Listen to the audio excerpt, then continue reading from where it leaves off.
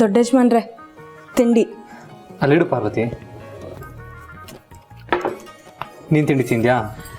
ಇಲ್ಲ ದೊಡ್ಡ ಯಜಮಾನ್ರೆ. ಯಾಕೆ ಲೇಟ್ ಆಯ್ತಲ್ಲ, ಇನ್ನೂ ಯಾಕೆ ತಿಂಡಿ ತಿಂದಿಲ್ಲ? ಇವತ್ತು ಉಪವಾಸ. ಉಪವಾಸ ಮಾಡ್ತಾ ಇದೆಯಾ? ಇವತ್ತೇನು ಸ್ಪೆಷಲ್ಲು? ಅದು ಹೇಳು ಪಾರ್ವತಿ. ಅಮ್ಮೋರು ಚಿಕ್ಕ ಯಜಮಾನ್ರಿಗೂ ದಿಶಾ ಅಮ್ಮವ್ರಿಗೂ ಮದುವೆ ಆಗಲಿ ಅಂತ, ಈ ಮನೆಗೆ ಒಳ್ಳೇದಾಗಲಿ ಅಂತ ಮನೆ ದೇವ್ರಿಗೆ ಪೂಜೆ ಮಾಡಿಸ್ತಿದ್ದಾರಂತೆ. ಅದಕ್ಕೆ ಅಮ್ಮವ್ರಿಗೆ ನಿಮಗೆ ಈ ಮನೆಗೆ ಒಳ್ಳೇದಾಗಲಿ ಅಂತ ನಾನು ವ್ರತ ಕಟ್ಕೊಂಡಿದ್ದೀನಿ. ಅದಕ್ಕೆ ಇವತ್ತಿಂದ ನಾನು ಉಪವಾಸ ಇರಬೇಕು. Wow, great Parvati. ಯಾವಾಗಲೂ ಅಮ್ಮನ ಜೊತೆ ಇರೋ ನಾವು ಅವ್ರಿಗೋಸ್ಕರ ಏನೆಲ್ಲ ಮಾಡಿರ್ತೀವಿ, ಆದರೆ ಉಪವಾಸ ಮಾಡಿ ವ್ರತ ಕಟ್ಕೊಂಡಿರಲಿಲ್ಲ. ನೀನು ಅಮ್ಮಂಗೋಸ್ಕರ ಉಪವಾಸ ಇರ್ತೀಯ? ಗ್ರೇಟ್ ಪಾರ್ವತಿ. ಯಾವಾಗಲೂ ಎಲ್ಲ ಯೋಚನೆ ಬಿಟ್ಟು ಈ ಮನೆ ಬಗ್ಗೆ, ಅಮ್ಮನ ಬಗ್ಗೆ ಯೋಚನೆ ಮಾಡೋರ ಪಟ್ಟಿಲಿ ನೀನು ಸೇರಿಕೊಂಡೆ. ನೀವು ಹೆಣ್ಮಕ್ಳು ಹೇಗೆ ಅನಿಸುತ್ತೆ ಅಲ್ವಾ?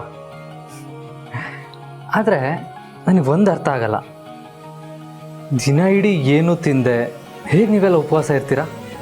ನನಗಂತೂ ಒಂದು ಹೊತ್ತು ತಿಂದೇ ಇರೋಕ್ಕಾಗಲ್ಲಪ್ಪ. ನೀವು ಹೊರಗಡೆ ಹೋಗಿ ದುಡಿಯೋರು, ನಿಮಗೆ ಶಕ್ತಿ ಬೇಕು ದೊಡ್ಡ ಯಜಮಾನ್ರೆ.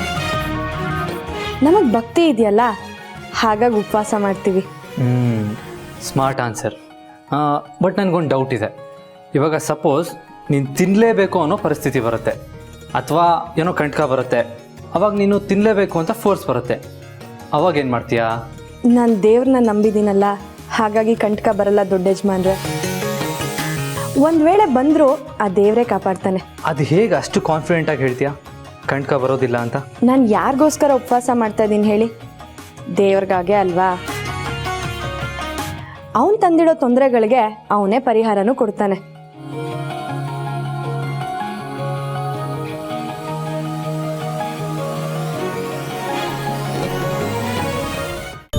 ಆರು, ಪೂಜೆಗೆಲ್ಲ ಸರಿಯಾಗಿ ವ್ಯವಸ್ಥೆ ಆಗಿದೆ ತಾನೇ? ಇನ್ನು ಮರ್ತಿಲ್ಲ ತಾನೇ? ಸಾವಿತ್ರಕ್ಕ ಎಲ್ಲ ವ್ಯವಸ್ಥೆ ಮಾಡಿದ್ದೀನಿ, ನೀವೇನು ಯೋಚನೆ ಮಾಡಬೇಡಿ.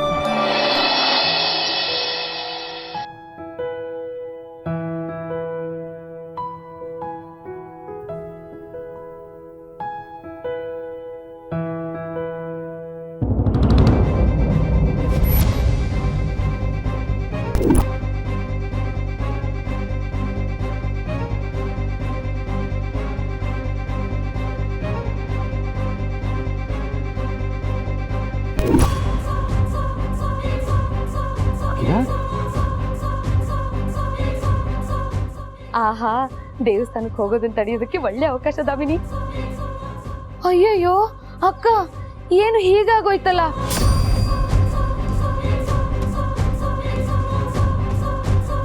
ಶುಭ ಕಾರ್ಯಕ್ಕೆ ಅಂತ ಹೊರಗಡೆ ಹೋಗುವಾಗ ಹೊಸ್ಲೆ ಹಿಡಿದ್ರೆ ಛೆ, ಅಪಶಕ್ನ ಅಪಶಕ್ನ.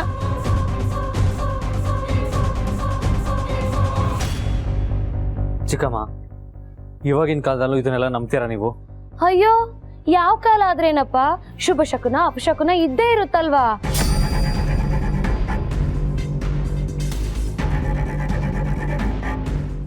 ಹೊಸ್ಲಲ್ಲಿ ಇಡುವುದ್ರೆ ಒಳ್ಳೇದಾಗಲ್ಲ ಅನ್ನೋದು ನಮ್ ಕಡೆ ನಂಬಿಕೆ.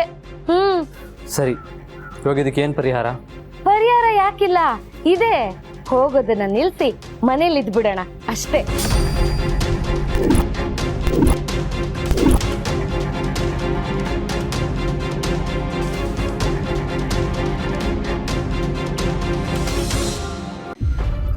ಮನೆಯಲ್ಲಿ ವಿಘ್ನಗಳಿಲ್ಲದೆ ಶುಭ ಕಾರ್ಯ ನಡೀಲಿ ಅಂತ ಪೂಜೆ ಮಾಡಿಸ್ತಾ ಇದೆಯಾ? ನಮ್ಮ ಪ್ರೀತು ದಿಶಾ ಮದುವೆ ಜೊತೆಗೆ ಪಾರು ಮದುವೆ ಜವಾಬ್ದಾರಿ ಕೂಡ ನೀನೇ ವಹಿಸ್ಕೊಂಡಿದ್ಯಾ. ಅದು ನಿನ್ನೆರಳಲ್ಲೇ ಆಗಬೇಕು. ಆ ಶುಭ ಕಾರ್ಯಕ್ಕೂ ಅಡ್ಡಿ ಬರದೇ ಇರೋ ಹಾಗೆ ಪಾರುನು ಕರ್ಕೊಂಡು ಹೋಗಿ ಪೂಜೆ ಮಾಡಿಸ್ಕೊಂಡು ಬರೋಣ.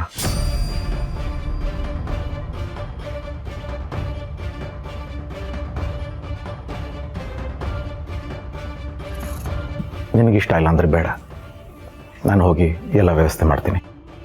ರಘು,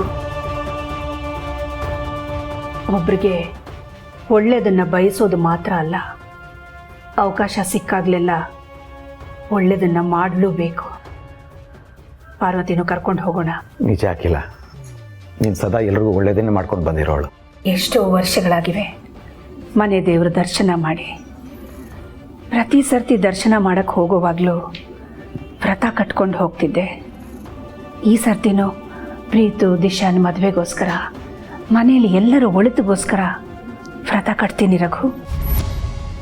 ಅಖಿಲ, ಹಿಂದೆ ಎಲ್ಲ ನೀನು ವ್ರತ ಮಾಡಿದಾಗ ವಯಸ್ಸು ಶಕ್ತಿ ಸಾಥ್ ಕೊಡ್ತು.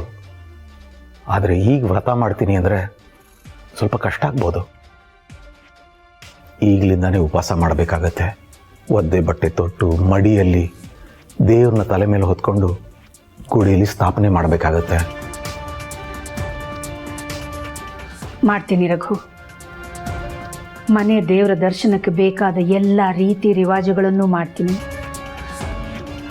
ವ್ರತ ಕಟ್ತೀನಿ. ನಾಳೆನೇ ಹೋಗೋಣ.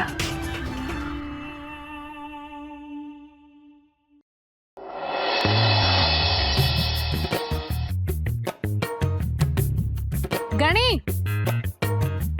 ಬಾ.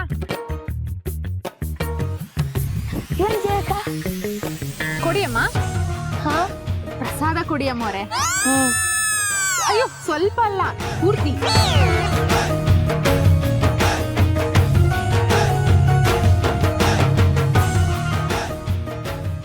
ಏನಿದು ಇಷ್ಟೊಂದು ಪುಳಿಯೋಗ್ರೆ?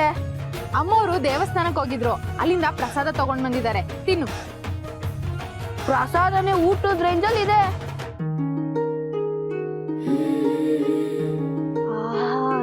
ಘಮ ಘಮ ಅಂತಿದೆ.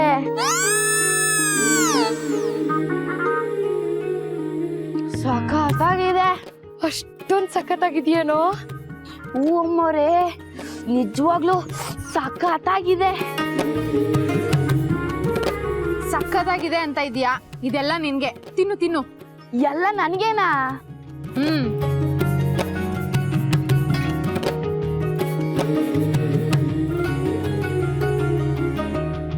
ಲೈ ತಡಿಯ, ಏನೋ ಒಬ್ನೇ ಮುಗ್ತಾ ಇದೀಯಾ? ಮನೆಗೆ ಹೋಗ್ಬಿಟ್ಟು ಎಲ್ರಿಗೂ ಕೊಟ್ಟು ತಿನ್ನು. ಅಯ್ಯೋ ಅಮ್ಮರೇ, ಅವ್ರಿಗೂ ಕೊಡೋಣ ಅನ್ಕೊಂಡ್ರೆ ಅಪ್ಪ ಕೆಲ್ಸಕ್ಕೆ ಹೋಗಿದ್ದಾರೆ. ಇನ್ನ ಅಕ್ಕ ಏನು ತಿನ್ನಲ್ವಂತೆ. ಯಾಕಂತೆ? ಹೊಟ್ಟೆ ಕೆಟ್ಟಿದ್ಯಾ ಅವಳಿಗೆ? ಯಾಕೆ ತಿನ್ನಲ್ವಂತೆ? ನಾಳೆ ದೇವಸ್ಥಾನಕ್ಕೆ ಹೋಗ್ಬೇಕು ಅಂತ ವ್ರತ ಕಟ್ಟಿ ಉಪವಾಸ ಮಾಡ್ತಿದ್ದಾಳೆ. ಅಂದ್ಮೇಲೆ ಇದೆಲ್ಲ ನನ್ಗೆ ತಾನೆ. ಬನ್ನಿ ಮೇಡಮ್.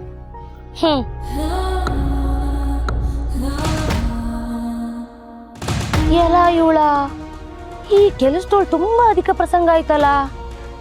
ನಮ್ಮ ಮನೆಗೆ ಒಳ್ಳೇದಾಗ್ಲಿ ಅಂತ ನಾವು ಪೂಜೆ ಮಾಡಿ ವ್ರತ ಮಾಡ್ತಿದ್ರೆ ಇವಳು ಯಾಕೆ ಉಪವಾಸ ಮಾಡ್ತಾ ಇದ್ದಾಳೆ? ತುಂಬಾ ಅತಿ ಆಯ್ತು ಇವಳ್ದು. ಹೇಗಾದ್ರೂ ಮಾಡಿ ಇವಳು ಉಪವಾಸನ ಭಂಗ ಮಾಡಿ ದೇವಸ್ಥಾನಕ್ಕೆ ಬರ್ದೇ ಇರೋಂಗ್ ಮಾಡ್ಬೇಕು. ಏನಾದ್ರೂ ಉಪಾಯ ಮಾಡ್ಬೇಕಲ್ಲ.